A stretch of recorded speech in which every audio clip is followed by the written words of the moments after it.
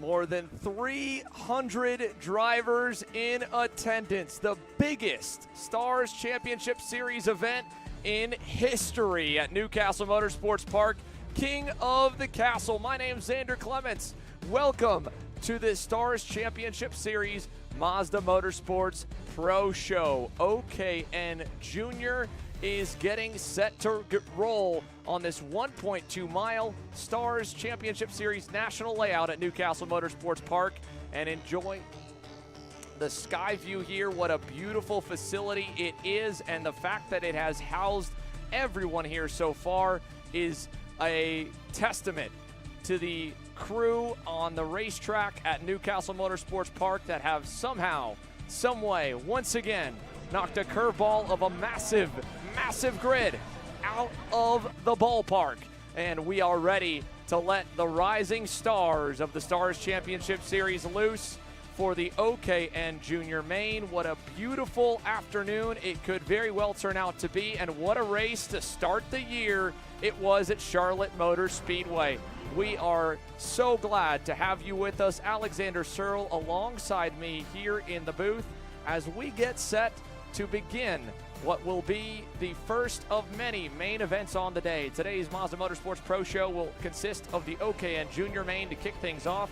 OKN Stars will follow, and Pro Stars will follow them. We are just about set to get this show rolling, and as we are just about ready, here we are with the final few moments for the drivers on grid. Before we do let the drivers get underway, though, folks, we would like to ask that all in the paddock please rise and remove your hats for the playing of our national anthem.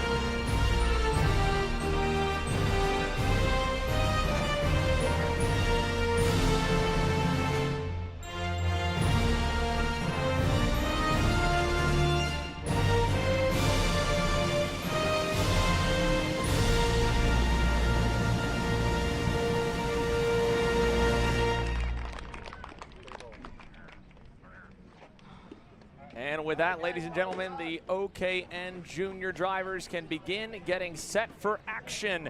Over 20 plus here, the second consecutive race. This class has doubled in size from its first year in 2024. And let's take a look at how they will be having to navigate the longest and highest turn track on the Stars Championship Series schedule, Newcastle Motorsports Park, 1.2 miles in length and 19 quarters in total. They'll kick things off, headed down the front straightaway down to a dog leg at turn number 1, but a major brake zone down at turn number 2. They have the shark fin cut through halfway down the next straightaway at turns 3, 4, and 5.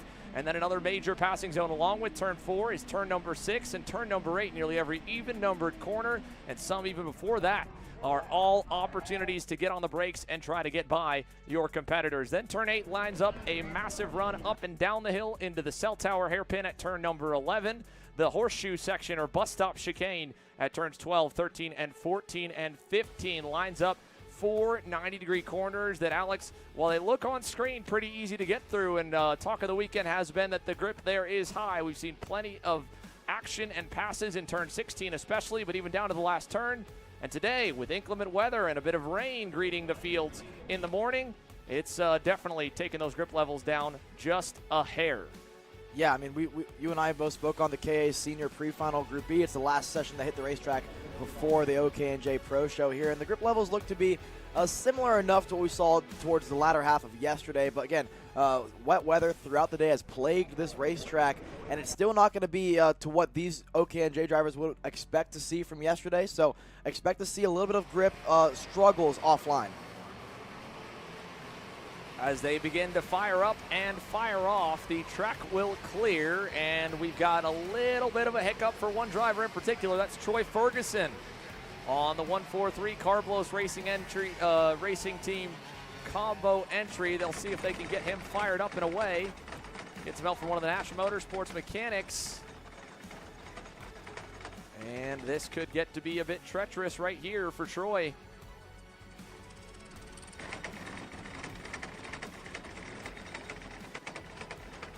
Oh, no. I don't know if he's going to be able to make it out here, folks. What a view from high above Newcastle Motorsports Park.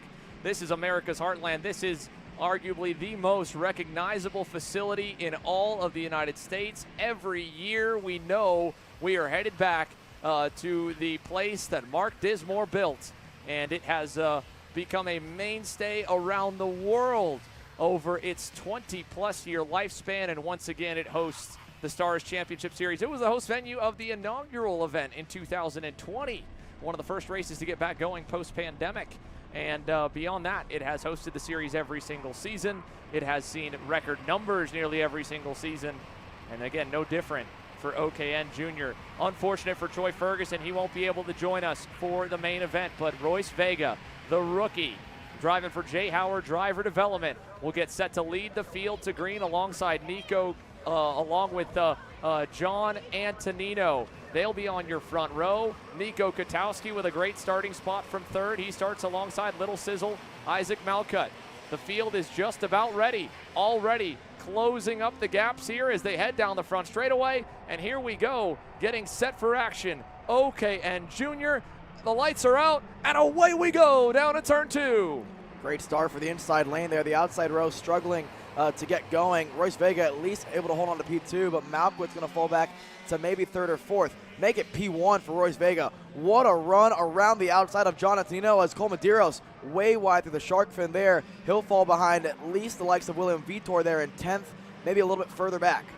So now as the field gets underway here and begins to make the march up the hill to the green corner and around, what a start for Royce Vega. I don't know if he's ever even driven an OKN Junior package before Friday this weekend, and that first session was in the wet. It is incredible how good he has adapted to it. And the kid from Northern Texas leads the way over John Antonino. But for Antonino, this is a much better spot to fight from than where he had in Charlotte, where he drove through the pack to get to the lead. Behind him, Isaac Malcutt. They're making a quick move on Nico Katowski as everyone tries to stay on the racetrack. One of the REM machines went off a little bit at the end of the horseshoe at turn 15. And look at this move from Travis Pettit, getting up and going off the bat there. That was a slick move in turn 18. That'll shake up the leaderboard as they get to full song down the front stretch for the very first time. 1 lap down, 18 minutes plus 2 laps to go for the OKN-Js. It's the first time Royce Vega has led all weekend long, and it's in the most important event of the weekend, the pro main event for OKN-J, and it's a long race, Sander, 16.5 minutes. For Royce Vega in particular, probably the longest race he's ever been a part of, because he's never driven the OKN-J package, never been a part of a pro show up until the Pro Tour on his debut for X30 and RPG. But this race, even longer. This track, even longer than MCC. So what a way to make his debut in the series as Max Weiland got around. I believe that was Tyrone Kemper Jr. there for 7th. Tyrone Kemper Jr. had a bumper bolt break in qualifying. It put him to the back of both motos yesterday. He has since clawed his way up the board into the top 15 starting spots, but still not a great launch. And now look at a launch here for Isaac Malcutt. Going off the bat here, Little Sizzle the second.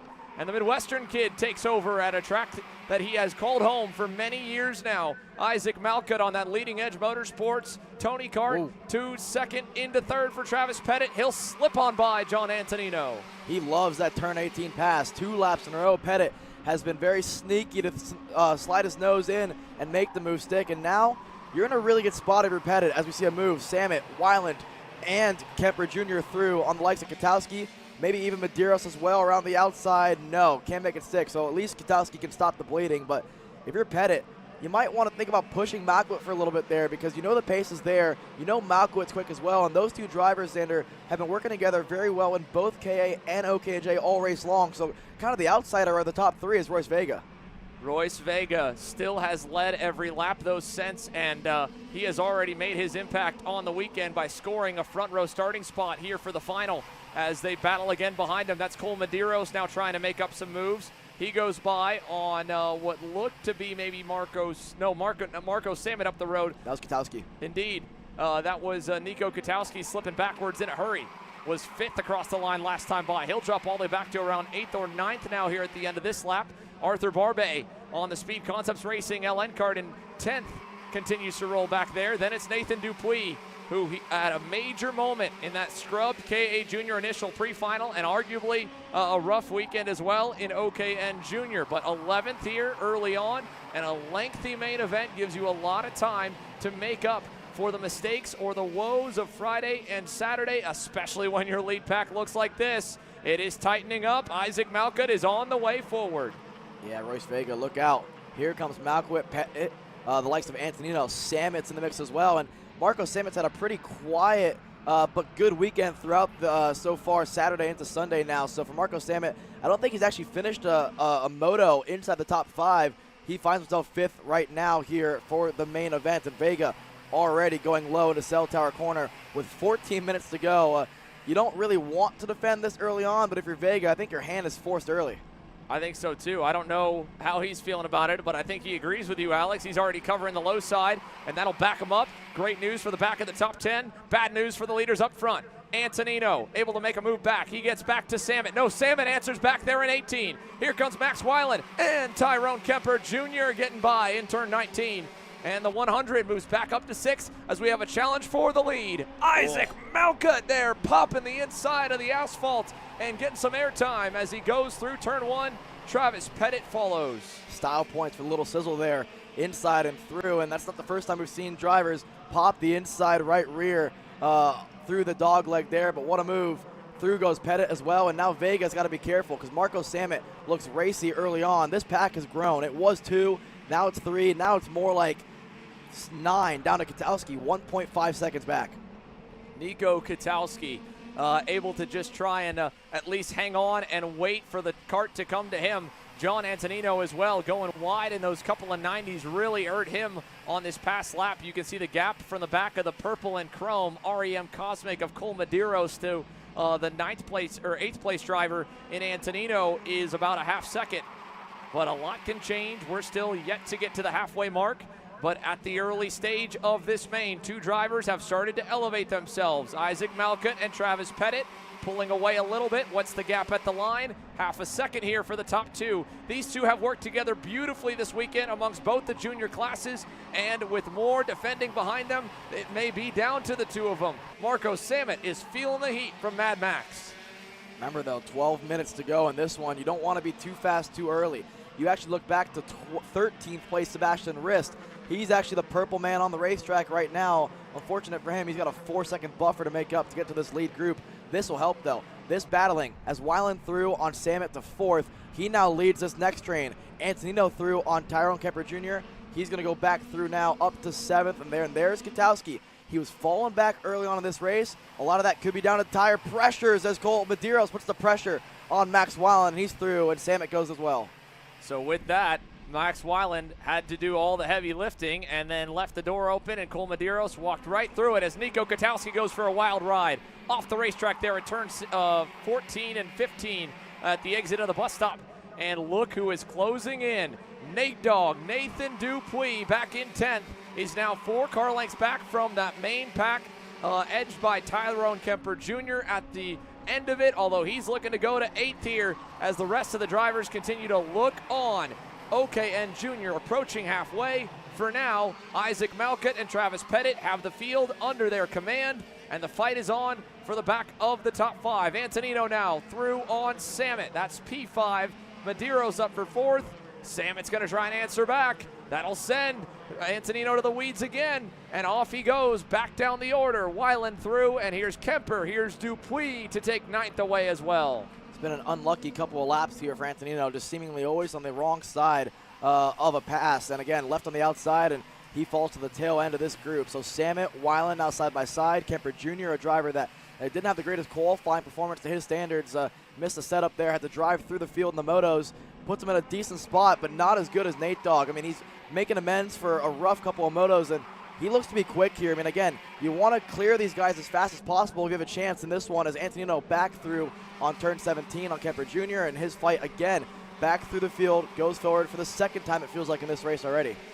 Most race weekends, we've talked about how dirty it can be offline when you get past. Well, this weekend is at another level for the main events. Following the rain from the morning, it's still probably a bit damp off the natural racing groove, and who knows what it's like to go to the outside. But we're seeing drivers, when they lose a spot like this, really go backwards in a hurry, and the Sharks are swarming for Marco Samet. Here goes Antonino to go on the inside of him, and that'll be 2 spots in 2 passing zones. Nathan Dupuis is through. Antonino is through. What a charge forward for Nathan Dupuis. He's up 7 spots so far. Cole Medeiros is also up 6, and so is Travis Pettit, who is now knocking on the door of the race leader, Isaac Malcutt, with still Royce Vega riding along behind him. But this group, as much as they have fought, they have given up precious time to the top 3. Last time by the loop, Medeiros was 2.5 back, and it was nearly another second to Weiland and crew. Where will they be this time? I bet at least over 4 seconds away from this trio, who are not yet battling because simply they're not close enough to each other to do it. At the line, just at the halfway mark, 8 minutes, more or less, plus 2 laps. That with a lap time at about 1:06 to 1:09 between the faster classes. That's going to put us roughly around 11 or 12 to go on what should be around a 20 to 21 minute main. But Tyrone Kemper Jr. now with Tristan Murphy closing in this weekend for him as well. A driver who has been at the forefront of the Stars Series since last year. Tristan Murphy in the Ryan Perry Motorsport Tony Kart cracks the top 10. An underrated talking point here for OKN-J is most of these drivers running double duty between KA and OKN-J, but the driving style is quite a bit different. Speaking to a lot of the drivers who run KA and OKN-J, one of them being Diego Ramos, who has done it in his past, he said, listen, I mean, you have to approach it differently because as much as you may want to defend, right, because in KA you're used to a pass or be pass driving style, it's harder to defend in a class like this because you don't want to drop the revs too low, Xander, and then again on the front straightaways, like we see here with Pettit and Malcutt, you may think, oh, he's got to run out of the last corner and he'll get to him before the dog leg, but again, with the rev limiters the way they are at about 15,000 RPM versus in a KA where they can scream up to the mid-17s, and we've even seen low 18s if we go to Supernats at the long straightaway we have there in Vegas. So again, a lot different driving styles between OKN-J and K100. For sure. I mean, you're talking about a difference in horsepower by nearly double. The OKN-J's boosting in the high 30s. The KA100 package is only around 22 to 24 horsepower at the absolute most. And in both cases, it's a small bit of restriction on the power from the senior classes that'll be unrestricted, but the seniors weigh a lot more. And so with a class like this, as light as they run, they can really corner pretty quickly, and they don't have to worry as much about tire degradation or overheating the tires as well. That'll be a talking point we'll touch more on when the Pro Stars really hit the racetrack, but even the OKN Stars will have to manage that over this lengthy final. But for now, with 6.5 minutes plus 2 laps to go, OKN-J still has 3 at the helm. Max Weiland has now taken command of the second group, getting by Cole Medeiros. Nathan Dupuis is the next one up to try and challenge for position number 5. And Antonino is riding along with him. Then it's Kemper, Murphy, and now Sebastian Rist, who was purple early on in this main, is on the cusp of the top 10 with that fight that includes as well Marco Samet. Here he goes on Samet. Samet looking to cover back behind. And a big moment for Tyrone. Junior went a little bit wide, and that's backed him up now. Samet is there. He's somehow gotten by Rist, who picked the wrong lane. And this fight, 10th, 11th, 12th. Back again. Marco Samet to the inside there in the infield hairpin. Yeah, we know the pace is there for Marco Samet. He's just been, again, on the wrong side of a lot of moves, and I don't think getting the elbows out as much as everybody else has on him. So for Marco Samet, driving back through up to P9 now around Tristan Murphy, and again, we're getting towards Tristan Murphy as Rist on the inside of Tyrone Kemper Jr., and unfortunately for Tyrone, it looks like they've either missed it or he just has some dirt in his tires from the mistake out of turn number 1 and just struggling to at least keep some sort of forward progress going. unlike Max Weiland here, again, he's now cleared Medeiros last time around, and he's pulling away from that group. The gap was 3.6 last time by as Katowski goes through, and Tyler Kemper Jr. as well. What's the gap this time by? 3.5, so a 10th quicker than your leaders. You'll need more than a 10th to close the gap in time, but with 5 minutes plus 2 laps, with Pettit a 10th off of Malkovic here, at some point they're going to battle. And we know around this racetrack, no matter what class you're in, one battle, 2 battles, you know, you go for a pass every once in a while here, it's going to close the gap. And so for Max Weiland, I think as long as Medeiros and Dupuis don't close up on him, he's in a decent spot here once the racing commences. Oh, Katowski back and forth. Kemper Jr., they've got to be wary here. The next group's not terribly far away. That's Indy Anderson and William Vitor, the JHDD teammates, 13th and 14th, and Juthar Malaswamy in that group as well. Arthur Barbe, then Leo Da Silva, William Kim, Troy Ferguson was able to continue, and he is trying to make up spots to the best of his ability. The LN kart that was slow to roll off the grid did finally get fired, but he started the race a little ways back from the field. He's ahead of Ahmed Mustafa, Grayson Walcott, Amelia Gus Wunderl, and Achilles Sapirko, who went out early on in this main, back on lap number 3. But 22 of the 23 drivers remain. 23 were all able to start, and as we check back in up front, well, it has changed a little. Royce Vega has faded back. Max Weiland is continuing to hunt. He is matching the leaders on pace. So is John Antonino. He has gone by Nathan Dupuis to get back into the top 5. And the heartbreak for him post-race in the penalty box for Charlotte Motor Speedway at the Queen City Gambit. He crossed the line in an incredible feat from the row number 4 or 5 on the main event lineup to drive to the lead, to win the race in front of the crowd at America's Home for Racing at Charlotte. But still, a pushback bumper penalty that deployed on the outlap for just a bracket that was a bit loose on the MPG car cost him main event victory by the time we got to the podium ceremonies, and all was marked official. And yet, here, he thought he had a good chance, but the bad luck, the bad positioning, whatever you would like to call it, he was shuffled multiple times to the dirty side of the racetrack and down the pack. He has clawed his way as best as he can, but at this point in the race, they are more than 5 seconds back from the leaders and more than likely outside of a podium hope. But never say never. He's going to keep on fighting until he doesn't have any wind left in the lungs. And with 3 minutes plus 2 laps to go, you can see he is locked on to Cole Medeiros, and as is Travis Pettit on Isaac Malcutt. Can Travis Pettit, for his 3rd consecutive main event going back to 2 weeks ago in Cincinnati, end up on the top step of the box? Or can Isaac Malcutt, in front of a probably very favorable crowd for a kid who grew up at the local KRA club races here at Newcastle Motorsports Park, bring the lone leading edge motorsports entry in OKN-J a main event win? There's 2 minutes plus 2 laps left to decide it, and it's a game of inches between these two up front because they haven't been bumper to bumper yet, but they've been rubber banding within about 2 or 3 tenths. Yeah, well, that's the game you play when you have that rev limiter on the front straightaways. It's really hard for Pettit to get close enough when it matters most into the brake zones. And Malcutt seems to be quick enough in the mid to high sections of the racetrack whenever you need to roll the speed that Pettit doesn't have a chance. But this is as close as he's been.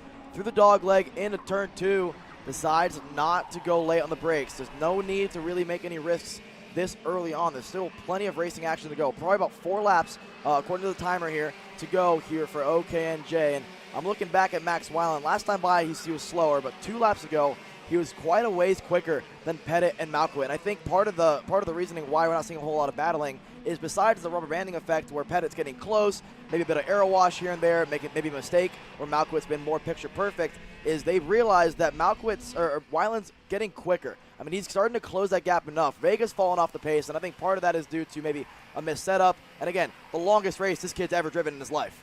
Yeah, you can only imagine how physically demanding it is. You can see just by the view here on screen, Royce Vega is a little bit smaller than even the 2 drivers up the road ahead of him, who are also far from the tallest or biggest kids on the block. But the 3 little guys are 1, 2, 3. Isaac Malcutt, Travis Pettit, and Royce Vega. Max Weiland still all alone in 4th. Antonino and Dupuis have both gone past Cole Medeiros for 5th and for 6th. And there's basically 3 laps left as the leaders will not get back to the line before the timer hits 0. for OKN Jr. This one could go all the way down to the wire. Travis Pettit closer than he's been out of the shark fin in the past couple laps, but still a 1 car length gap for Isaac Malcutt is enough to keep him up in the front of the field. At the way it's looked right now, it's going to take a lunge here out of Travis Pettit. Malcutt hasn't put a foot wrong yet as the 143 major Ferguson. issues. Yeah, Ferguson. We saw the issues rolling off the grid. He was able to at least make the start, but there's some heavy front-end damage to that go-kart. Troy Ferguson, this main event has far from gone to plan. You could see he was close to William Vitor last time by. I have to imagine it was the two of them potentially getting together that has sent him down the hill and into the wet grass behind turn number 2. We'll head to the line, though, for 2 laps to go. Travis Pettit is winding up for one good run at it. Let's see if he can get a good launch out of 19. Closer than he's been in a moment. Malcutt knows it. He can hear him coming, and towards turn 2, he'll begin defending for the lead. This is a godsend for Royce Vega if he can get closer, but it's a long way still up the road to these two. A mano-a-mano fight with a lap and a half to go. Low goes Malcutt, high goes Pettit. He's going to have to cross him over here into the showcase corner. Look out for the crossover. It's very notorious here in the OKN-J class, but Malcutt pinches the exit off just enough. Pettit, you see him pointing forward. I don't really know why, because Pettit is trying to make the move around Malcutt. I think he's got it done here in green corner. What a crossover move. Has to bail through the dog leg. Great crossover through there. Pettit through the lead. He's got it into the cell tower. Travis to the point now as Malcutt, for the first time in a long time, finds himself out of the top spot. And here comes Royce Vega. He's now within about 3 car lengths of the top 2. All of a sudden, Max Weiland has new life as he is digging for more. Over the hill, into turn number 16, over to 17. The white flag will still reign here, and it's going to be 3, potentially 4. Pettit still a little low through 18. Over to 19, the fences are lined. Travis Pettit, 1 to go. Can he go 3 in a row? Isaac Malcutt, Royce Vega on debut. Down to turn 2, and it's 4 deep in the lead group. Top 3 go low. Here comes Max Weiland as well. He'll be the one to take advantage if anyone makes a mistake inside the top 3 through the shark fin. Big bumper to the back of Pettit. Here goes Malcutt. Look out for Vega. Weiland blew the corner. He went wide. Vega is still on the high side of Pettit now. And now out of the infield. Malcutt still low defending, but nothing Travis can do into the green corner. He'll have to follow just a bit as he tries to set up another crossover, but Ike will be ready for it. Through the kinks here, now to the cell tower. Up the dog leg. Vega defending from Weiland. Ahead of them. Big defensive maneuver from Malcutt. Big lunge from Weiland. Here comes Antonino, a 2 for 1. Incredible. John Antonino now to second. Here comes Antonino. It didn't look like it was possible. He puts the bumper to Malcutt. Now 4 turns to go. Isaac Malcutt trying to park the bus on the bottom. Antonino to second. Weiland to the high side. Antonino's looking for any way past. Pettit is there all the way to the outside. John Antonino around Malcutt and to the final turn. John Antonino, it's redemption from Charlotte. He wins in Newcastle. Unreal. 5th to 1st in 1 lap, and you can see Austin Olds, his immediate reaction. What a story. What a move. John Antonino.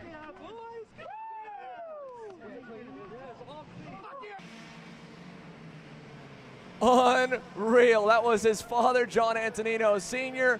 Buddy has done it. He has stunned them on the last lap with an around the outside pass. Isaac Malcutt second by a matter of inches, 1/100th.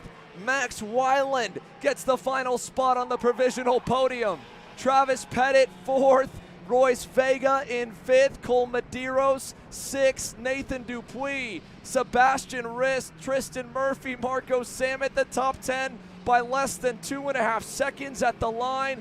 What an incredible finish, and for the second consecutive race, this class, OKN Jr. delivers. John Antonino Jr., Buddy, your main event winner here in Newcastle. He is king of the castle.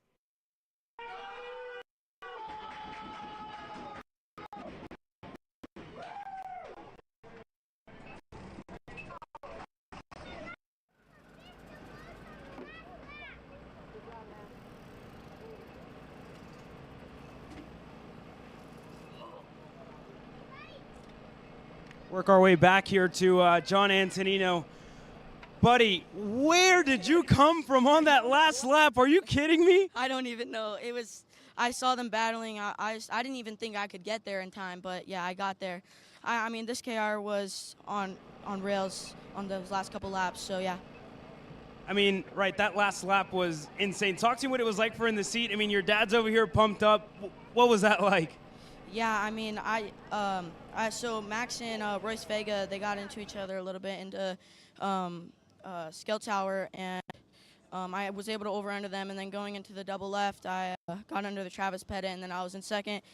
And then through right here in the third to last corner, I got underneath, on the exit, I got underneath Malka, and it was just game over from there. Who made it possible for you here this week? And you guys have been super hard at work. Yeah, I mean, I couldn't thank Eric Johnson, Kart Sports North America enough. MPG, minus 273, Delta Sport.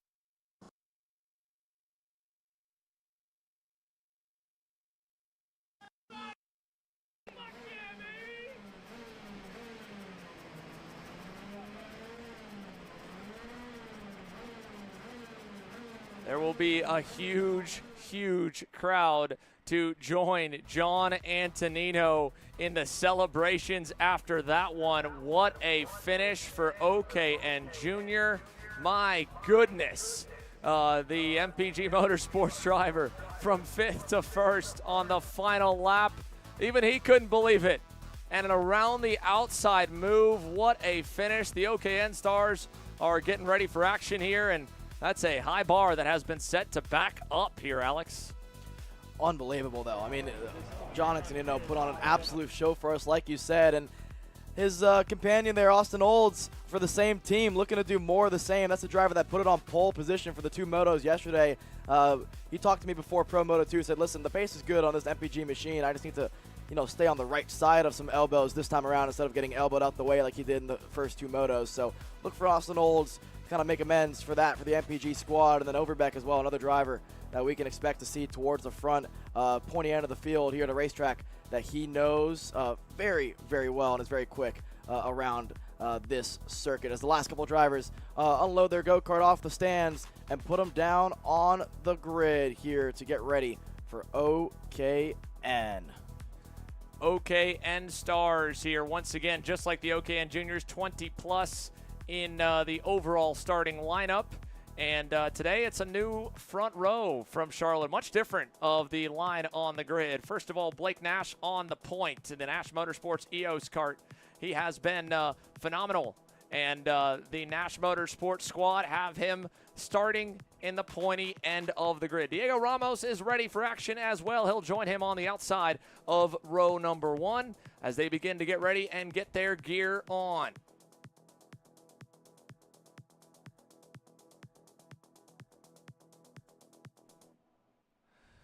Let's take a look as the drivers get their helmets on and get ready to roll with the way that they have lined the grid. It starts, of course, with the process on Friday. 3 total practices. The first one really kind of a burn being on a wet racetrack, but the final 2 line them up for qualifying, and that's how they started the motos. First of all here, this was, of course, the run at the beginning of number 1, moto number 1, and then right here, Diego Ramos able to fight with Paulie Massimino right off the bat. Blake Nash side by side with Ramos as well, and it all was about trying to freight train Austin Olds, try to send him down the pack, and they did so in Moto 1, but then who would step up? Well, Ramos was able to show a whole lot of pace out of that PSL Beryl Art.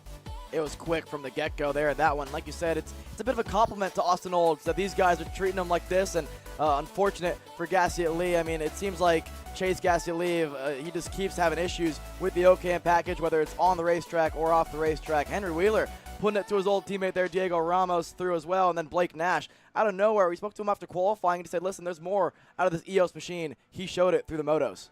He did indeed. Blake Nash then was able to drive past James Overbeck and begin to really flex some muscle here in Moto number 2. All the while, Ramos was shuffled back down the grid, and that's what kind of split them. And so while Blake was decent in Moto 1, he was our winner in Moto 2. And Ramos, the winner from Moto 1, was good enough in the points all to put him on the front row. Row 2, an all BJR lockout. Paulie Massimino, the reigning series champ, is looking for some additional points here in Newcastle after a disappointing exit early from the round 1 main event at the Queen City Gambit. James Overbeck on the other side of the grid, though. He rolls from P4 as they begin to head on out, and the engines come to life for main event number 2.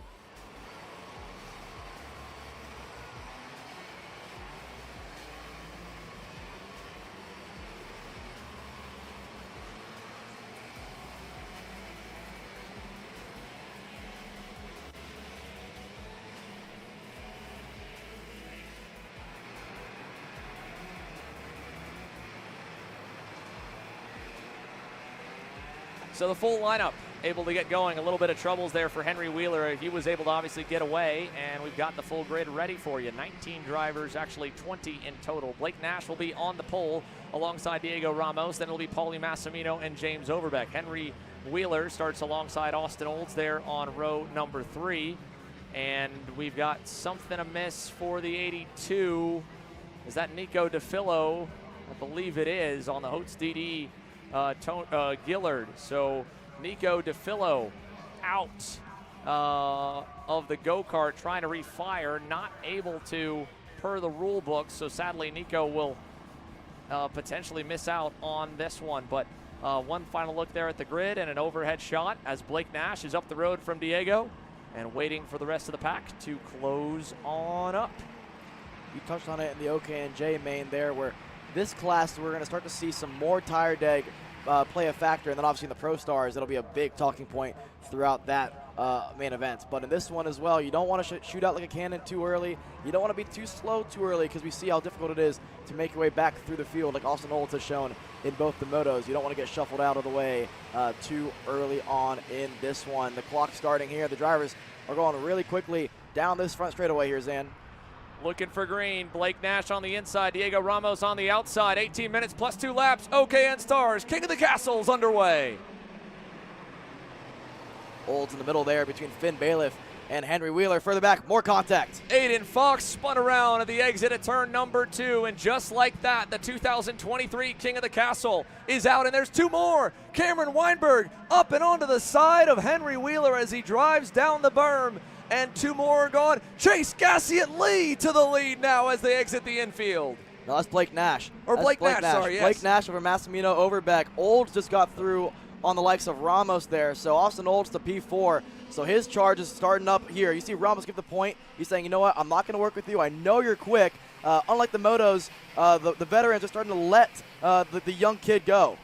There's the look at the onboard for Chase Gassiet Lee, the Coastal Link custom printing onboard for the number 31. My mistake. He and Nash Motorsports bringing Blake Nash here. He's got a teammate for the first time, and hopefully he can get up there and meet him. But he is all the way at the back here, right behind, working on Ming Nan Zhu as they go towards the infield 90s. He'll get by him here and go on by as Nash leads at the end of lap 1 to Massimino and Overbeck, who are very close as they go down to turn number 2. Almost there. Austin Olds, our top qualifier from Friday, looks on from 4th, and then it's Diego Ramos, who got, again, a bitter end of the start sequence, back in 5th now. Here we go, 16.5 minutes to go. Austin Olds slowly falling off the back of James Overbeck's bumper, but this might be by design. The top 3 starting to work together here, whether they want to or not. It's sometimes pretty tough to make moves, and you don't want to make a battle out of it too early, but Overbeck's going to prove me wrong. He's going to go through on Paulie Massimino, James Overbeck to P2. That'll help Austin Olds out there in 4th. And again, we know that young kid's quick. We know he wants to do it at his hometown. He's got a good chance at it here. Paulie Massimino got a little tripped up there off the back of Overbeck, who kind of also, again, got tripped up off the bumper of Blake Nash. They're going to be on borrowed time here soon enough. Austin Olds is hauling the mail right now. Just got fired up watching his teammate, John Antonino, score the win in OKN-J. Can he make it 2 in a row for MPG Motorsports here? He's got a massive run there through turn 18, through turn 19, and down the front stretch. Another lap in the books. Blake Nash, your leader here by just about half a second to the BJR duo, to Olds and Ramos, and Jacob Kolar into 6th. The kid from Key West trying to roll, but Finn Bailiff just got around him, top of the screen for that spot, and the TKG Bureau Art moves up from 7th. Well, now last lap around, once Overbeck got around Massimino there through the green corner, it seemed like Massimino was actually quicker. But now, James, what a run out of Showcase through the green corner, back-to-back laps. James, Overbeck leads. So the KA Stars champ in only his second weekend on the OKN package now commands the field. He was pretty fast for his first time in it at Charlotte Motor Speedway. And as he begins his foray in 2025 into the pro categories, could this weekend be a very early main event win to break through? We witnessed and, of course, storied how long it took and how close he came so many times during his KA career over the last 2 seasons, especially in 2024, to getting that maiden national victory. Then once he was able to do it, the floodgates opened and the wins continued to roll. Now he checks back as Nash has a big run towards him to turn 2. It looked like he had a little bit of a longer gear than Paulie Massimino. Alex? Yeah, I was about to mention the same exact point there because Paulie pulled out before the dog leg, had to sneak back in. Now he goes through on Blake Nash, and this would make a lot of sense to what you just talked about. Out of the hairpin, not enough gear for Blake Nash. Massimino probably more gear at this point, and what we mean by that is more teeth. It means you're better off the corner. Too much gear on the long straightaways. It means, again, you're going to be on the chip longer for an engine package that already restricts you. Over into the cell tower hairpin here. Austin Olds closing on in. The last couple of laps, he's been as good as that trio, but since James Overbeck has gotten to the lead, he has begun to walk away. At the beginning of this weekend, Olds had nearly 3/10 on everyone, and that was the margin following qualifying. But as we have gone through an additional 2 days of practice sessions and motos that have essentially acted like test sessions for the majority of the front of the field, they have closed the gap. Last time by, fastest driver, the number 48, James Overbeck, 67.871, as he opens up the throttle now with an 0.8 of a second lead. Look out for Diego Ramos further back there. He's starting to close that gap to the drivers in front. He's actually quicker than all 3 in front. No one quicker, though, than Finnegan Bailiff besides the leader, James Overbeck. So all of a sudden, the Borrells are holding the charge here. Ramos, Bailiff, 5th and 6th.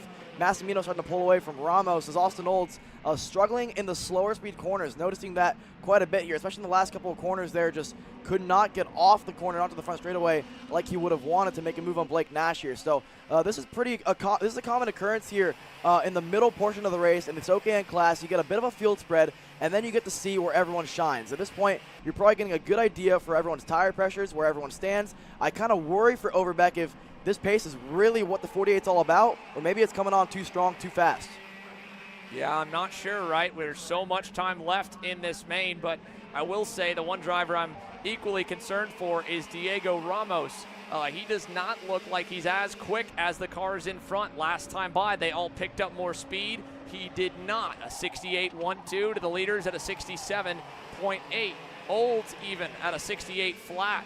So he did not gain on the top 3 either. They're picking up the pace as they back spread apart. And 4th and 5th, while for a moment looked like they were closing in, now are fading away. Look at the battle further back, 6, 7, 8. They're still going at it. Finn Bailiff, Theo Corelli, and Jacob Kolar continue to duke it out on the racetrack. And they have been around each other for quite a bit. Actually, Bailiff's gotten away from all of them. That's Corelli, Kolar, and Aiden Lorenko. Bailiff on the move here in the number 21. Yeah, Bailiff was pretty quick the last time by. Like you mentioned, Ramos and Bailiff, the 2 Borrells, I talked about it a lap prior. They were pretty quick in the 108 flats. They both were in a 108.3, 108.4 range, quite a ways off the pace of the top 3, 6 to 7/10 slower than your top 3 or top 4. Here's a look at Chase Gasly. We saw him make a move on Mingnan Zhu on the opening lap of the race. That was for the pass for 15th. He's found himself in the top 10 now. All the way back to Sathvik Sarathi on the Dan Devereaux Racing Kart Republic. He's 13th. Here's the number 31. Riding shotgun with him at points throughout this main as well. He's going to make a move now on Aiden Lorenko. Check it out on the run down the straightaway. What a shot. What an angle for that Coastal Link on board. Chase Gasly down the inside and through. Back at turn number 2. Great move there for Gasly. Lap time wise, he's quicker than Kolar, Bailiff, and matching the pace roughly of Diego Ramos. So again, he'll need a couple of battles to occur in front of him, but with 10.5 minutes to go, the 31 machine is on a charge, and he's on pace potentially for a top 5 if things start to play his way. This could be good for him after the way that Charlotte transpired. He needs a good run, and it wasn't fantastic with a breakdown in one of the motos yesterday that's buried him on the grid, and it still wasn't a great start. Not nearly as good as what I thought it was when I miscalled him for Blake Nash. Chase Gassiet-Lee right now is the highest running rookie, at least, of the top 10, just past the likes of Remy Andrianos, Sathvik Sarathi, Mason Kuhn on his OKN debut here with MPG Motorsports, Ming Nan Zhu, and then the drivers out on the opening lap. It was Cameron Weinberg, my mistake as well. Weinberg, sorry, with Henry Wheeler. We saw Nico DeFillo go out, and then Aiden Fox spun around, all three of them on lap 1. Alex Sharma on the Vice Racing Kart Republic. He's faded down. He's 16th, went out 6 laps ago. But 15 remain, and James Overbeck is in control for now. Yeah, Blake Nash starting to close in on Massimino from last time that I saw, but in general, the top 3 all in the 107 to 106 ranges. Chase Gassiet-Lee's season could have been a little bit better already had it not been for contact with Diego Ramos back at Charlotte Motor Speedway. The two of them obviously were going at it for the race win as they could try to fight amongst themselves and keep Paulie Massimino at bay. But the contact sent Gassiet-Lee into the wall, and Ramos was able to get away to the line. But then Wesley Gunler was able to get the win. Take a look at this, folks, here as we go side by side. This was actually back from the OKN Junior Division, I believe, from last year, my mistake. So OKN Junior from 2024. This is where Chase Gassiet-Lee got his first major win. This was the venue that saw it, and he had to drive through the pack. First, Max Weiland getting by in the shark fin there, and then beyond that, he continued to charge going back to 1 year ago. It was a last lap battle that he had to withstand against today's winner, John Antonino, who led, and Chase tracked him down and continued to fight until here, when he finally got through there in the green corner. Yeah, and then from there, it was pretty smooth sailing all the way throughout the race. Chase Gassiet-Lee, an incredible moment for the young superstar here. He won an OKN-J. Unfortunate for him, the pace, or the luck wasn't there this weekend so far in OKN Stars. But again, he's still been really quick this weekend. He loves this racetrack.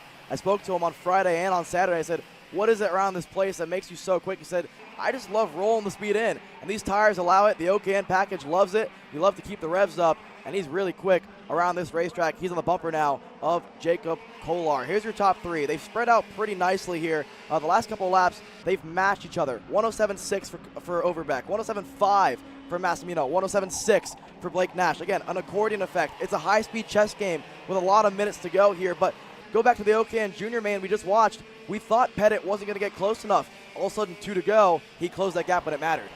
I think Diego Ramos and Austin Olds both are still well within range of this one. Again, Olds is matching as good as he can. He's faded back a little bit. Blake Nash, Gassiet-Lee's teammate, led early, and the Nash Motorsports drivers look like they're both starting to hit a stride once again. Blake got away, then wasn't quite fast enough. Now he's starting to roll back up. But again, like you mentioned, Paulie was a 10th better than Overbeck last time by.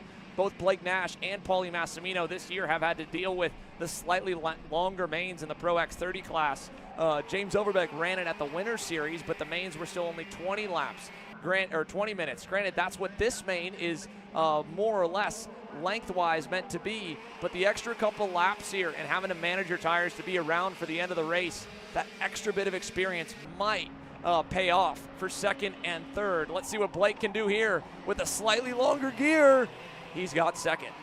Blake Nash through, gives the finger point to Paulie Massimino to say, let's work together, let's work forward.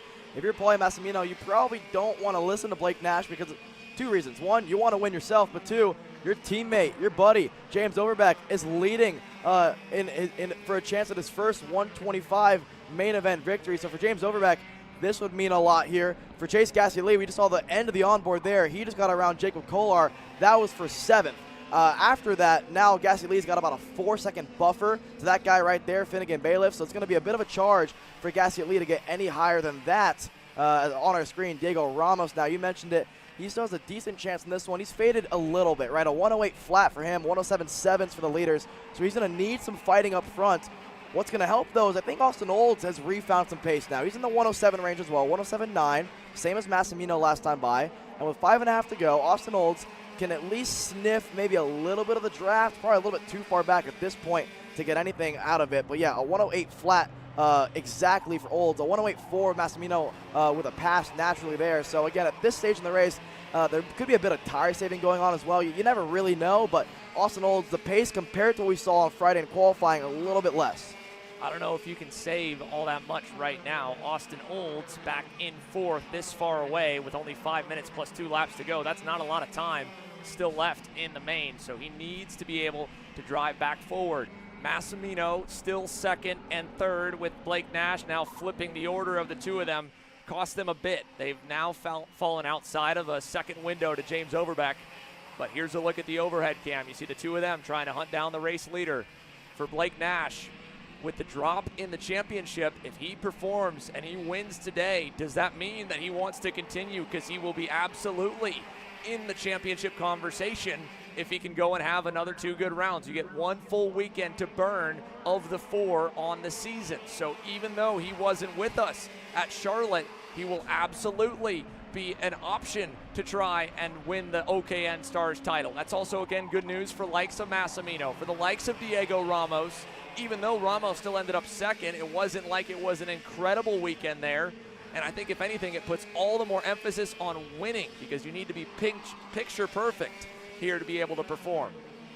Yeah, Blake Nash starting to pull away now from Paulie Massimino, but I think Overbeck still pulling away from the pair of them. All 3 of them ran a 107.8 each last time by. Olds at a 9. Ramos and Bailiff falling off quite a bit here. Gassiet Lee closing in a lot, actually, on Bailiff now at this point. Half a second last time by. And you want to talk about a guy that can take advantage of a drop weekend. I mean, I don't know which one he'd probably drop. Charlotte had a bad main event. You probably want to drop that one just because of the way the points shape out. But again, if Gassiet Lee can get up maybe 1 or 2 more spots, it'd make more sense to keep this one.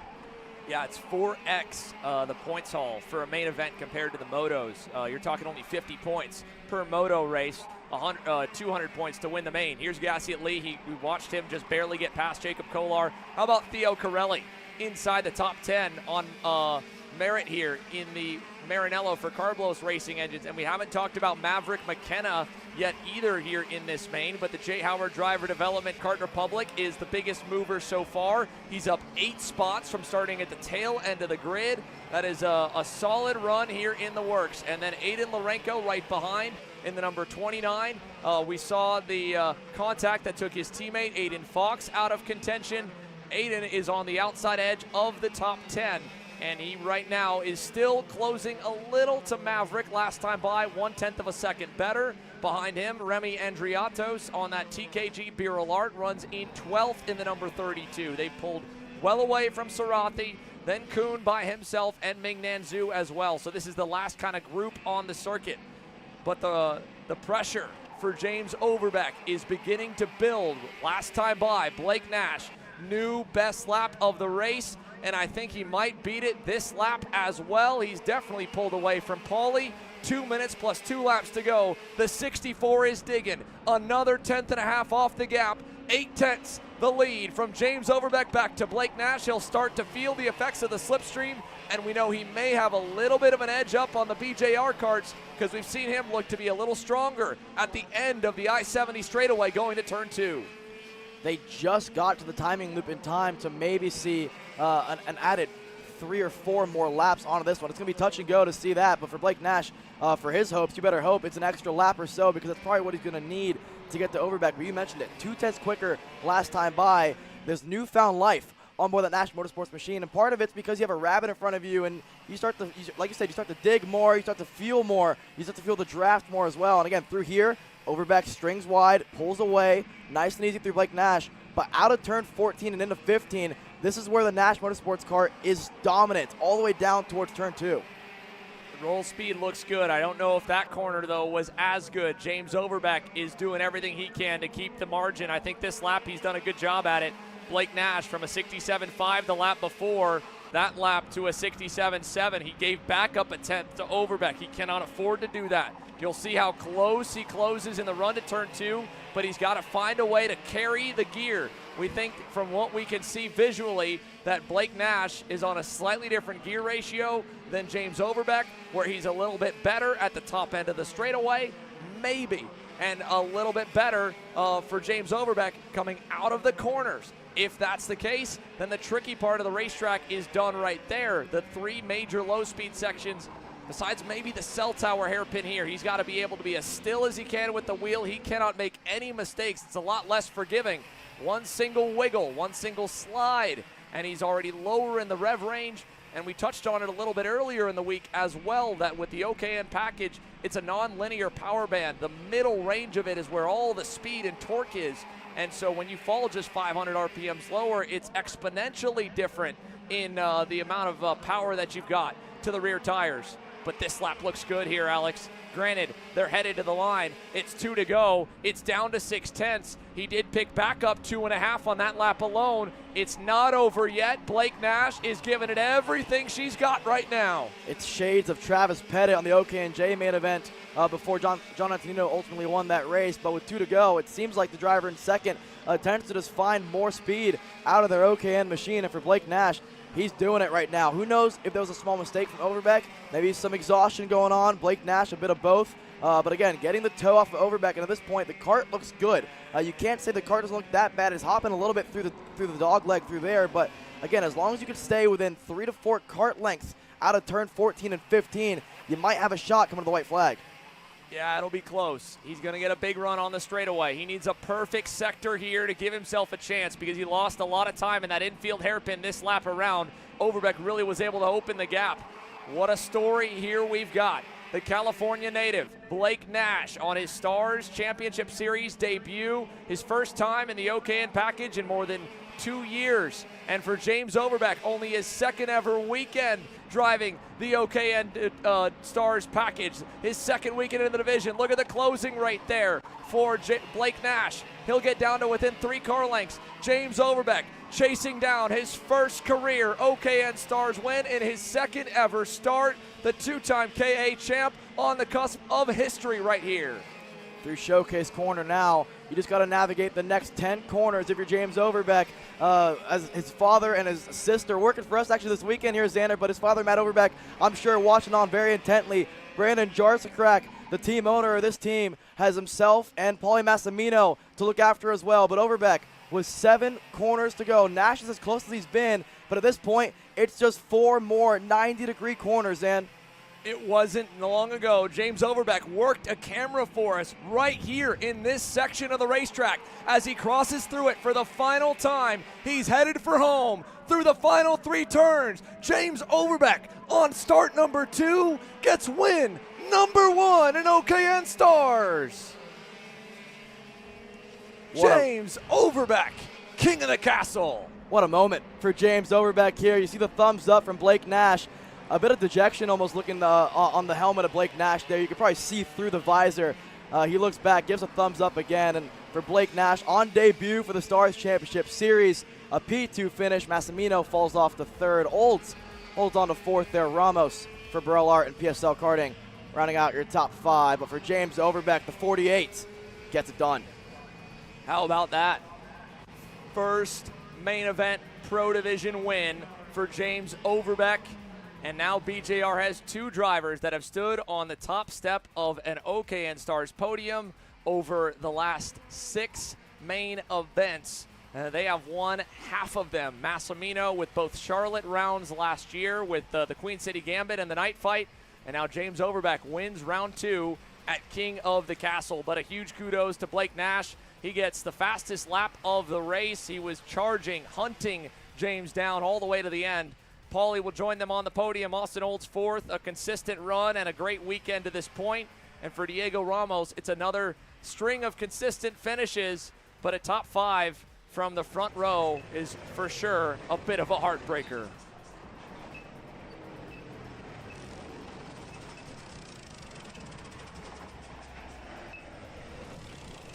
Work my way back here to James Overbeck. It's been quite some time. First season in a full 125cc debut for you here this year, James, but nonetheless, it's been a long time of asking, I should say. You have the crown on the helmet. My friend, you're the king of the castle here this weekend at Newcastle Motorsports Park. Tell me about it. Tell me about that, James, king of the castle. Yeah, it's it's really cool to get my first 100cc win, or 125cc win. Yeah, I felt like we struggled on Friday, but then yesterday I feel like towards the end of the day we had some really good pace. So yeah, I'm definitely. It was definitely a hard race. It was really long out front. Every lap I went by, I was watching the timer, and it was. I feel like it wasn't moving at all. But no, it was a really good race. Blake was catching me towards the end a little bit. I was trying to make as little mistakes as I could, but can't thank everyone at BJR and Carlos enough for putting this all together. It's nothing I can complain about. You know, they gave me the best tools to go out there and try and win, and we were able to do just that. I feel bad I got into Paulie a little bit into green corner, and then I messed up a little bit after. But no, overall it was a really good race. I was able to get out front, get away, and just put my head down. That's all it really took. And yeah, shout out all my family friends came to watch. Shout out to Smiles. I know he's going through some stuff with him and Jill. Shout out to them. Hopefully things get better. But yeah, shout out to everyone. BJR, Carlos, can't thank them enough. Congratulations, James. You're the king of the castle. Thank you. Move our way back here as well to Blake Nash. Blake, there's two tales to every story, unfortunately for you, on your return to OKN. Didn't go your way. Just tell me what else you needed out there. Not much. I mean, I think the package was good. The way we set up the car, I think we needed to be out front. We had lots of straightaway, but the infield we were struggling a bit. And yeah, I just got shuffled back on the start. And you know, by the time I got by Massimino in the middle of the race, it was just kind of, I was gaining on James, but it wasn't enough. It was more like a tenth or two every lap. And yeah, I mean, I can't thank my team enough. Like you said, we haven't been in OKN in 2 years now, so I think it was a good return for not having developed much. So I got to thank my team at Nash Motorsports and Mega Power for the great engine, and hopefully we can come out here and do some more of these events. It's plenty of fun. So There you go. Thank you, Blake. thank you.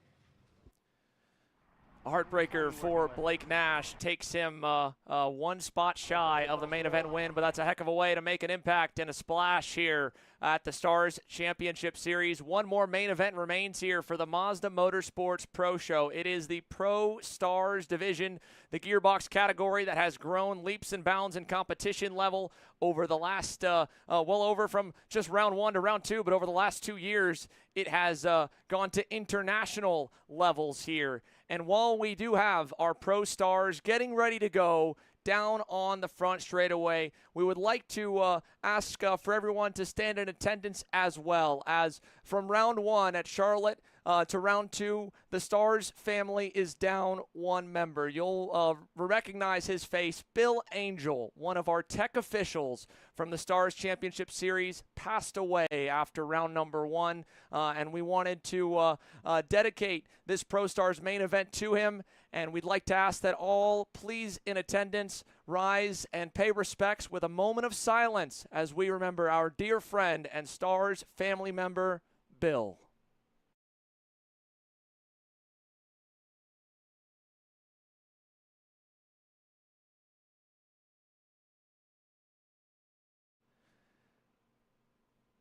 And today, we race for you, Bill. We are so ecstatic to get to watch these Pro Star drivers get after it. They're going to be getting ready to get their helmets on now, as we are just moments away from giving the command to fire engines with the final main event of the Mazda Motorsports Pro Show. So Pro Stars drivers here, you can see Mateus Morgado, our round one winner, is ready for action. And so is many newcomers like Adrian Renadin for Velocity Racing Sodi. He was slated and hoping to make an appearance at round one, but just like Blake Nash, a good run today could make it where he would have to come back and run rounds 3 and 4 with one drop in the season. The PSL Birol Art boys have been very fast. Ian Quinn with Steel Motorsports this weekend. The satellite team lining up behind Jay Irwin, a podium run from Charlotte. And how about Justin White for the Carblos Racing Engines Maranello squad? He looks strong so far, but when you go to Newcastle, there's one driver in particular to always keep an eye on. It's the red number 1 plate, AJ Myers. And let's take a look back at how he has managed to put himself on the front row here for today's main event to try and become king of the castle. The motos yesterday were set with originally AJ having to roll from the inside lane after qualifying in the 3rd spot, but he was fastest in the final practice sessions, and when they got away for moto number 1, he was trying to keep it as close as he could to the 2 Bureau Larts up front, but it was Gavin Bailiff along with Mateus Morgado that were able to get away with the race lead, and behind them the carnage ensued. First, Gavin Bailiff from the main pack had an engine expire and went out laps early in moto number 1. Mateus Morgado then led Jay Irwin around to the finish under pressure from the Kiwi Kid and Adrian Renedin. Moto number 2 had 2 drivers stall off the line. Frankie Iadavea, one of them, and one more as well, but the field was able to otherwise get away cleanly, except until they got to turn 2. Billy Musgrave getting popped in the air, David Carmody going around, Vincenzo Saraceno and CJ Bowman ending up in the grass and out. However, Gavin Bailiff was able to rebound from the engine grenading in Moto 1. Fresh power and a little fresher tires took him to the moto victory in Moto 2. It was a nice recovery for Gavin Bailiff, and we have one more pre-race festivity, the most famous words in motorsports. And today, our Grand Marshal is a mainstay on the National Karting Alliance and as well at the Stars Championship Series. Nikki Center had her birthday on Friday, and we are getting ready to send it down to Nikki to give the command. Drivers, start your engines.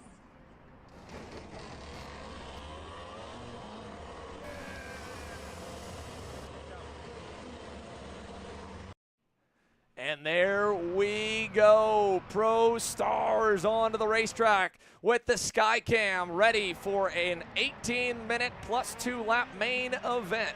Mateus Morgado will start on the inside of row number 1, winning Moto 1 and a consistent run in Moto 2. He'll be joined by AJ Myers after winning the tiebreaker. And oh no, we've got one slowing. Off the bat, Eli Fox is coming to a halt by turn number 2. The Factory Fury GP Motorsports squad. And the heartbreaker of 2025 for this young man who works so hard to get on the grid each and every week. He'll have to watch the entire main from the sidelines. You can see he was slated to start back on the 4th row alongside Charlie Steins, but ultimately Eli Fox will have to watch the entirety of this main. Now, as we look to the rest of the pack here, Morgado, AJ Myers, Adrian Renedin, and Jay Irwin, your first couple of starters. Justin White for the red and yellow Maranello squad. He got them a win at the SCUSA Winter Series, and Ian Quinn, who, like Eli Fox, has had a year of more letdowns than pick-me-ups. He rolls from his best starting position so far this season on the Pro Shifter calendar, and then it'll be an empty grid spot, sadly, for the 222. Gavin Bailiff and Charlie Steins was slated to start up there as well, and it looks like he may be going to the rear of the field. I'm not sure if that may have been for an engine change of sorts, but he is slated deeper in the pack than what we originally thought here today. Yeah, unsure actually why Charlie Steins is not going to start where we thought he was going to start alongside his teammate Eli Fox, but nonetheless, it'll make it fun for us to watch him charge his way through the field. One driver is going to have to charge his way through the field as well as Billy Musgrave. Spoke with him before the second moto yesterday. He said, listen, just struggling for overall grip. He'll make it fun for us as the top 2 pull up to their grid slots. This is the moment. Pro Stars, 25 drivers on the list. Sadly, down 1 with Eli Fox. Mateus Morgado and AJ Myers on the front row. AJ's got the spot he likes on the clean side of the grid. As the final drivers get into the boxes, the clear signal is sent from the back. Christian Marsh steps to the side. And for King of the Castle, Pro Stars, round 2 of the 2025 season. We are away, and look at the whole shot. AJ Myers with a masterful launch. He gets the lead to 2. One driver off. Over at the dog leg, straight off and into the grass with an issue. Other than that, we are cleaning away into the shark fin for the very first time. Couldn't have asked for a better top 2. Mateus versus AJ continues, and Jonathan Ocasio there, CJ Bowman and Ocasio, the two magic machines. Teammates.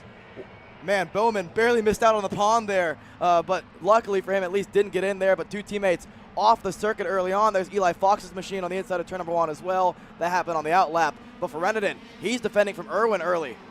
Yeah, Jay Irwin is all over the Frenchman as they roll through the cell tower. Talk about international flavor inside your top 4.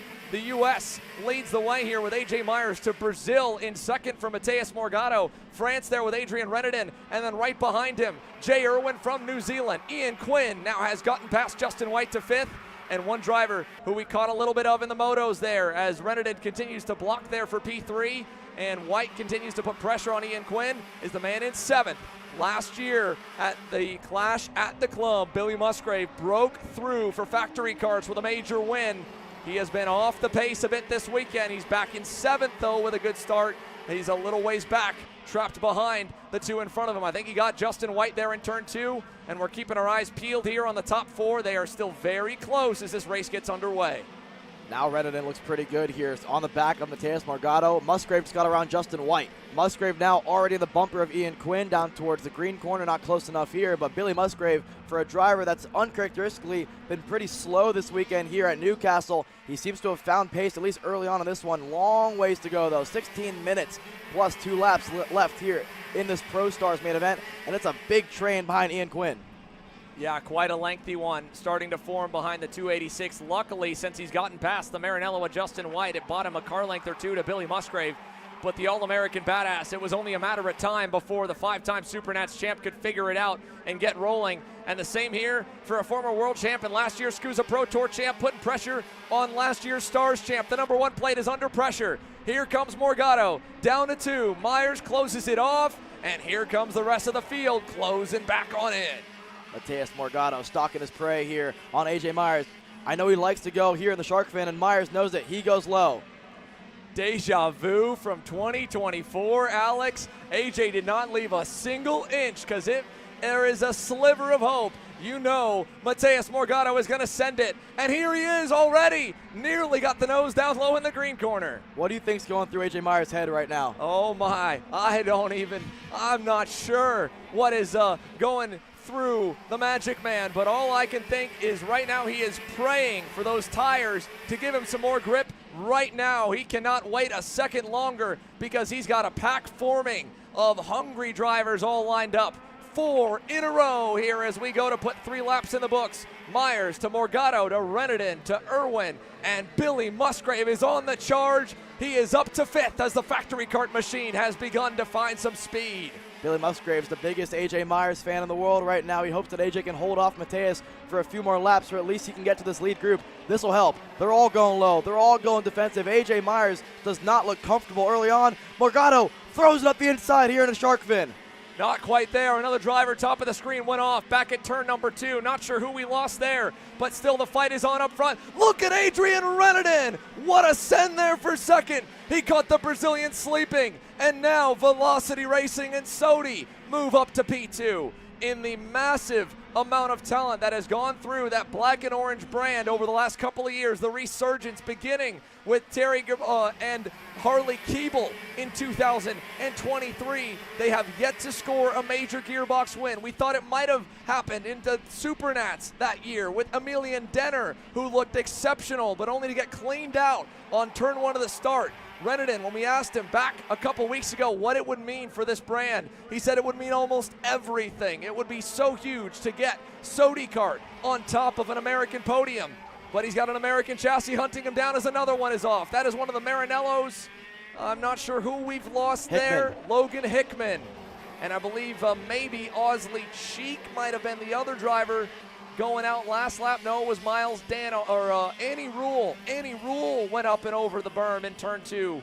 The young lady on the Magic Kart out, and look at this, 5 deep now in the lead group. Billy is there. Well, AJ's bought himself some time now since defending from Morgado, as I thought for a moment Jay Irwin was going to go on his teammate, but now AJ seems to be back on a good enough path to where he doesn't have to defend anymore from Adrian Reneden. But Billy Musgrave's the driver that I think all of them should be worried about.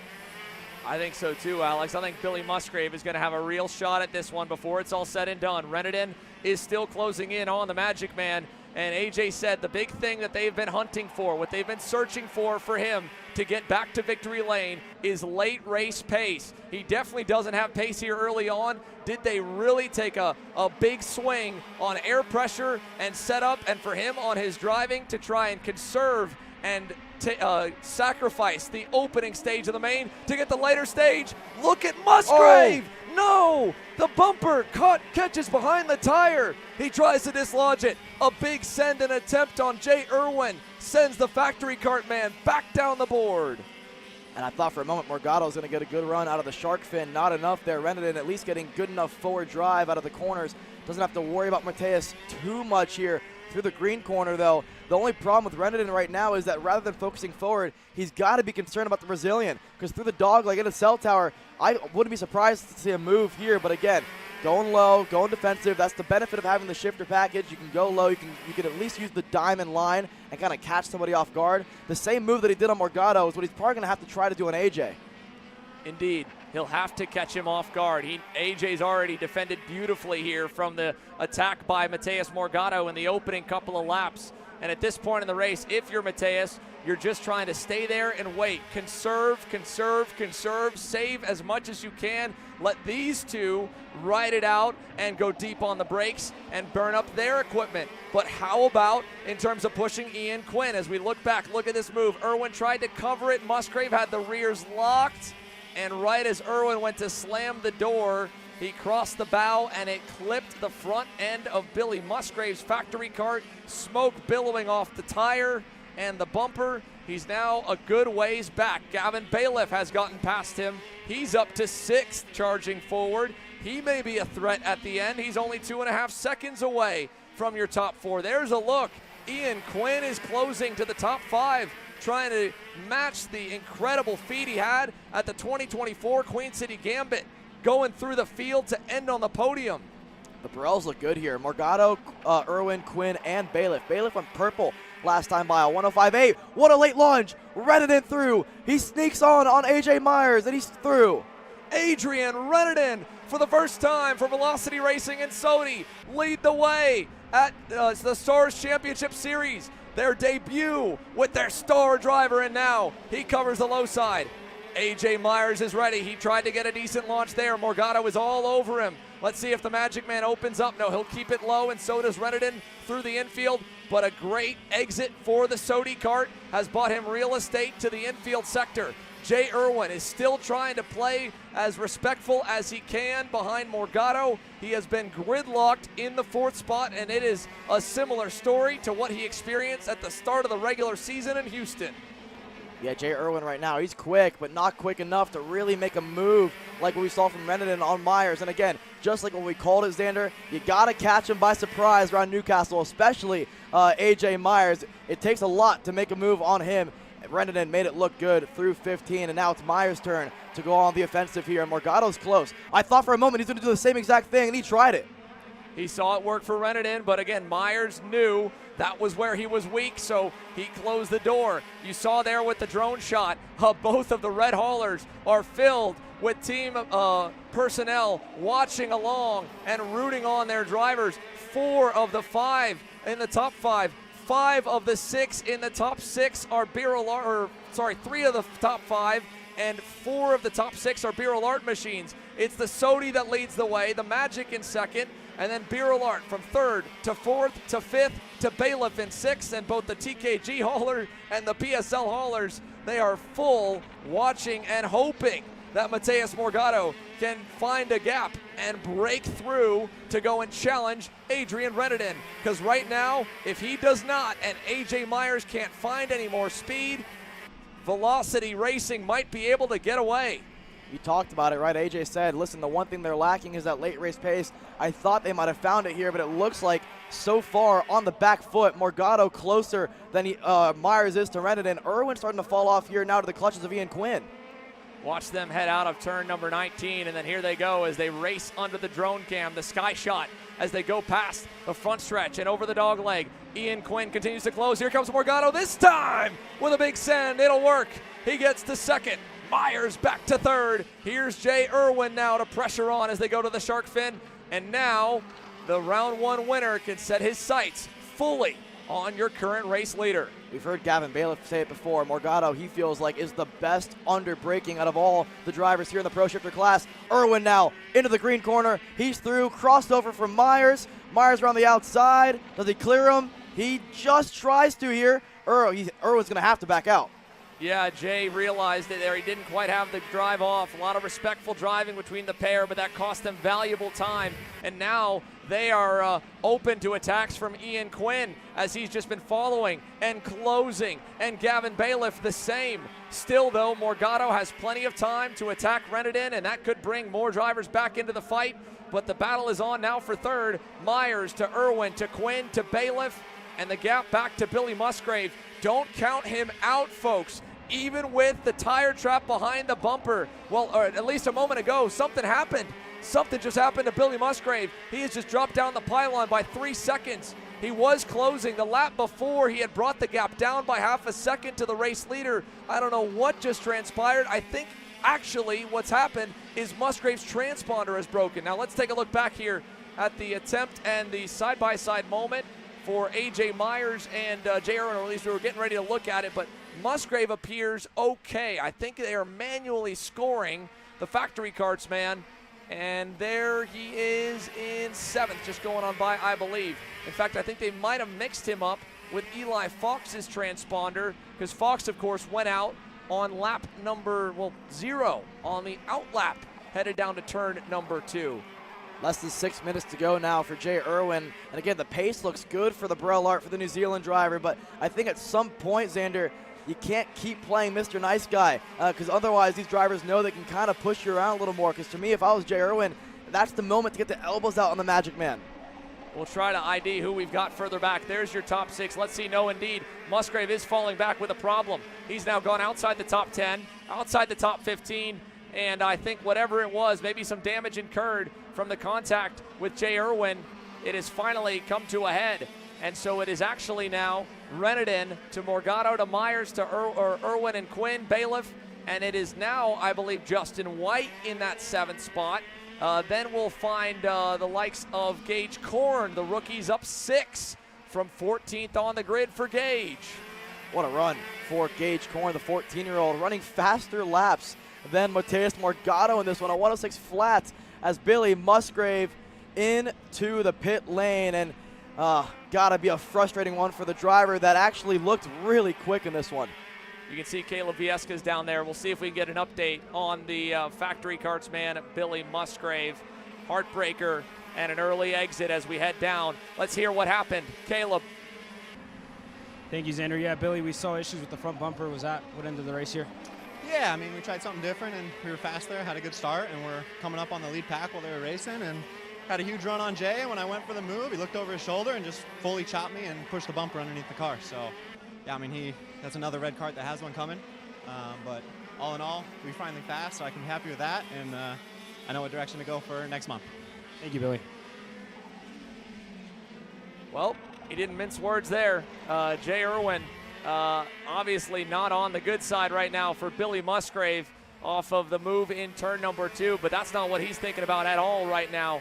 He is working his way towards the back bumper of A.J. Myers. He almost had a look at him in the shark fin last time by. Didn't quite get there. Let's see if he can maybe pull something off before this race is over to snag that final podium spot. It would bump the number 1 plate down, and it would make this championship a little more interesting and definitely a bit closer for the 2nd spot. But with Morgado off the win at Charlotte and off the best through the motos by a tiebreaker over AJ, he's looking good. It could be better. Irwin now gets 3rd away from the Magic Man. Here comes Ian Quinn as well. One move and he's there. And he's going to force AJ to follow Irwin down to the inside in the infield. This seems to be just the story of A.J. Myers' year. Quick and qualifying, decent enough in the heat races, and in the main events, these long main events, the Magic Machine just doesn't have the overall pace to contend with the Red Army. And now, especially Sody Kart as well up front. So Ian Quinn has a chance in this one. Gavin Bailiff is right there about to join this trio as well. Let's see it. Ian Quinn with a move to the inside. Contact. And he's by. And Bailiff goes as well. And now the Beryl Art Machines run second, third, and fourth with Gavin Bailiff charging here now. So can he get from fifth up to fourth? Myers falls outside the top 5.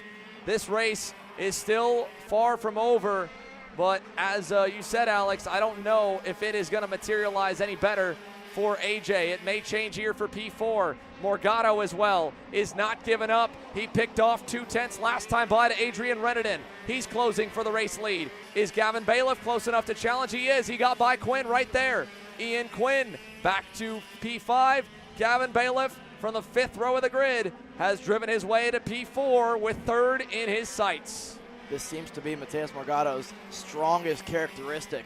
These long main events is where he just comes into play. We saw it at the Supernats last year. We saw it all throughout the Pro Tour last year as well in his debut year here in the States on the KZ-powered package. Now, in his 2nd full year here in the States, Mateus Morgado running these longer main events. Anytime he gets to 4 laps to go, 5 laps to go, he ends up finding more pace out of nowhere for the Beryl Art package. Last time around, 2.5 tenths quicker than Adrian Reneden. He'll need a little bit more out of that Beryl Art machine, but they're going to cross the line here before a minute and 6 seconds left. So there's going to be 4 laps left here. Let's see, this time around, Reneden crosses the stripe. What's the gap from Reneden to Morgado?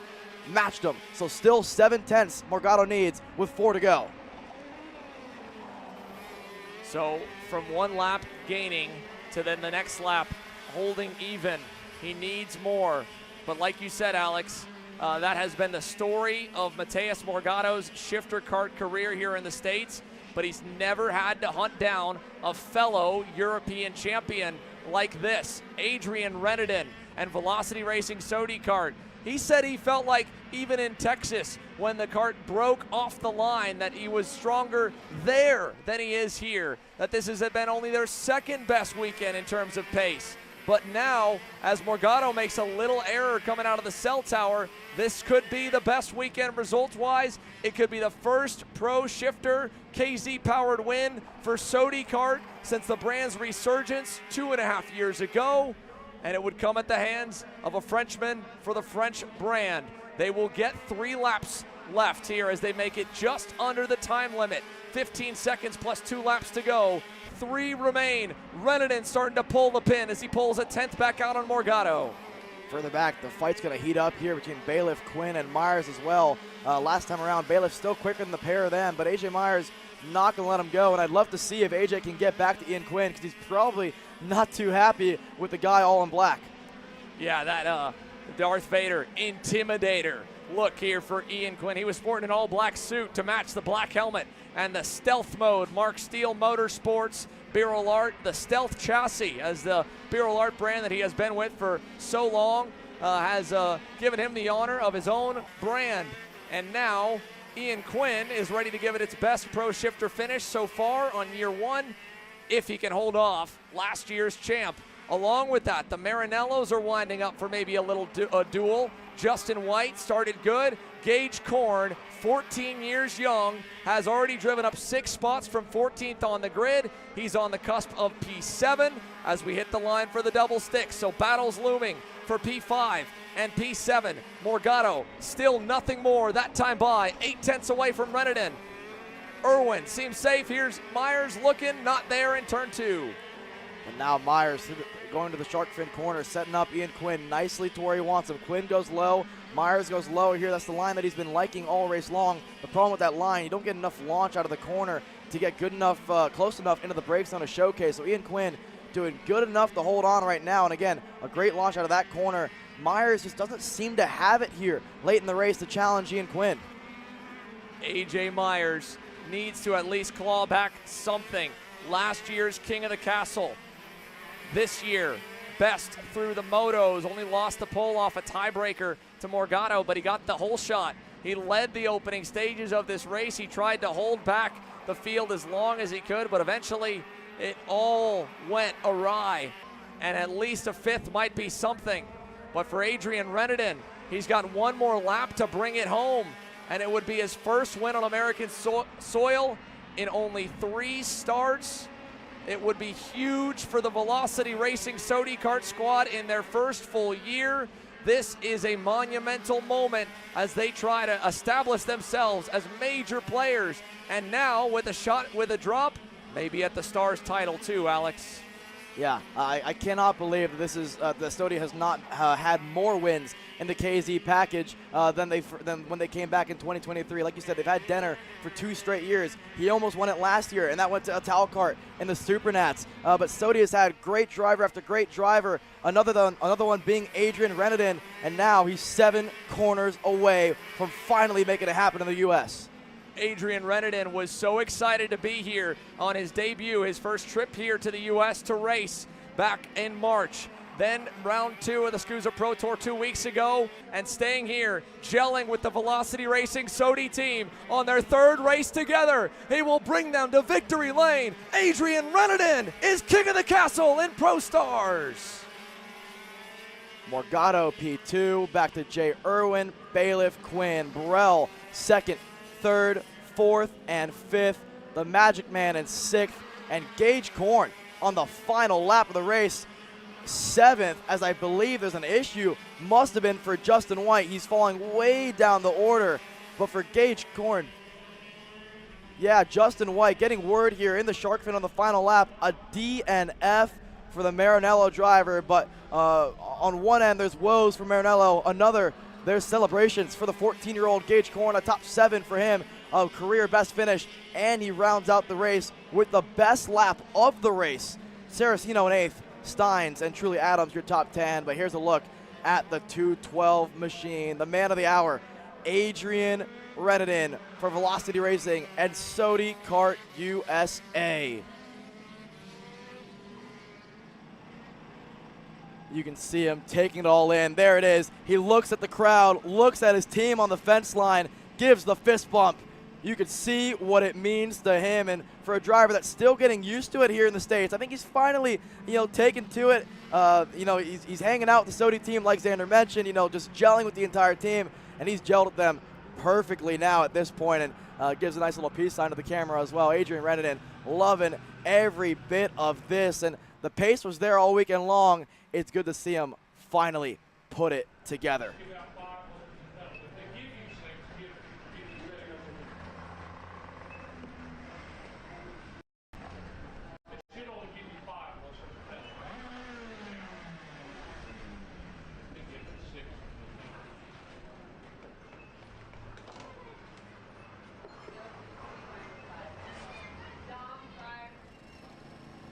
That was a great look there in the scale line from Jay Irwin and Gavin Bailiff. They just, I think at this point, are just taking it all in. This driver is definitely taking it all in. You can hear the Sodi team in the background celebrating with Adrian Renedin. And now it's time for the best moment in all of shifter racing. Burn them down, Adrian. You earned it.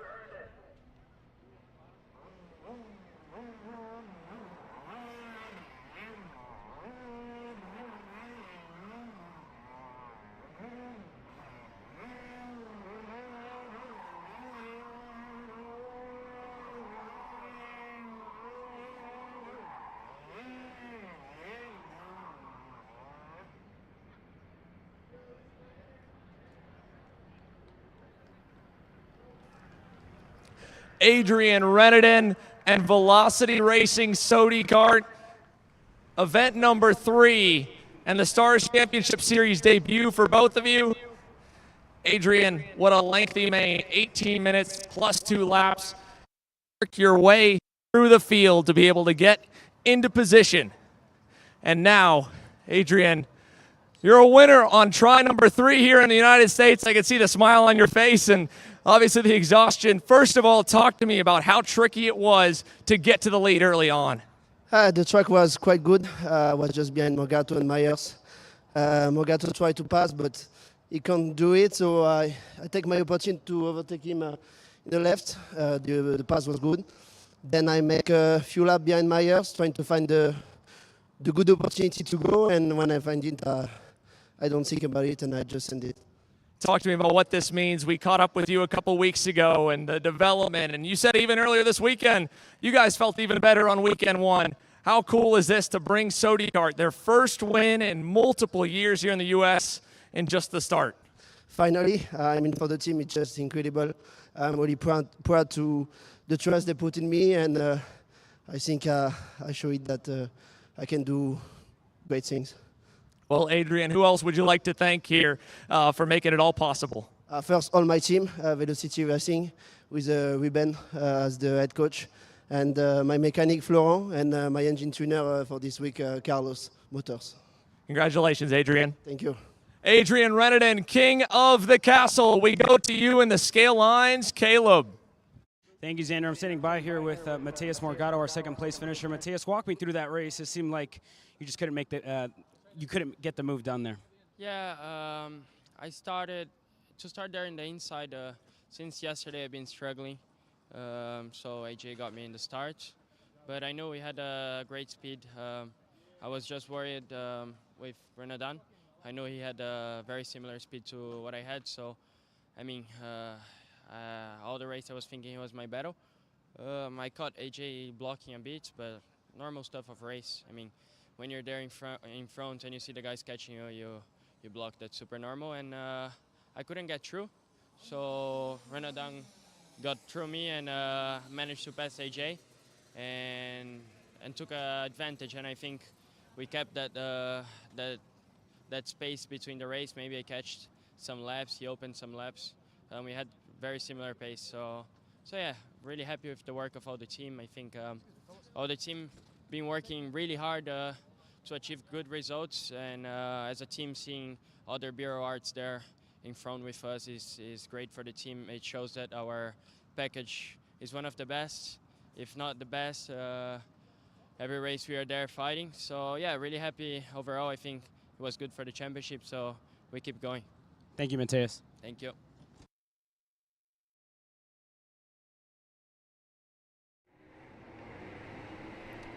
There you hear from Mateus Morgado.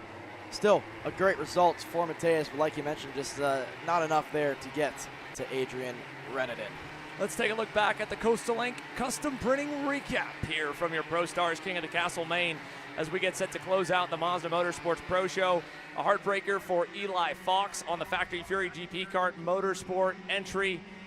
And off the line, AJ Myers able to get the lead and get away from Mateus Morgado. But still, the race was far from there. A good start from the eventual winner, and Reneden getting into third early. Yeah, Reneden, a great start for him, and that's honestly one of the moments of the race. This one as well, not a moment of the race for the Magic team. Bowman and Ocasio out early doors in this one, and here's a good scrap. Quinn through, Musgrave through, and for moments we thought Musgrave was going to have a chance in this one. Indeed, but there was still a lot to be decided up at the front of the field. First, Morgado trying to bring the fight to AJ Myers. Didn't quite happen. Reneden able to catch him by surprise, and we lost a few more in the process. And then here's where it all went wrong for Billy Musgrave. He said that's another one of the red go-karts that has something coming. Jay Irwin and him colliding there down by turn number 2. But after Adrian Reneden was able to catch AJ Myers by surprise, the field swarmed on the Magic Man in the number 1 plate. And Billy Musgrave, while he was able to start charging back forward, the damage that he suffered from the contact with this kid right here, Jay Irwin, was too much to bear. And then here, contact continued, first with Ian Quinn into the side of AJ Myers, and in the end, Adrian Reneden victorious here in Pro Stars. We will end the Mazda Motorsports Pro Show, but the racing's far from over. K Masters is getting ready to go green from Newcastle as we close out the afternoon coverage for the Mazda Motorsports Pro Show.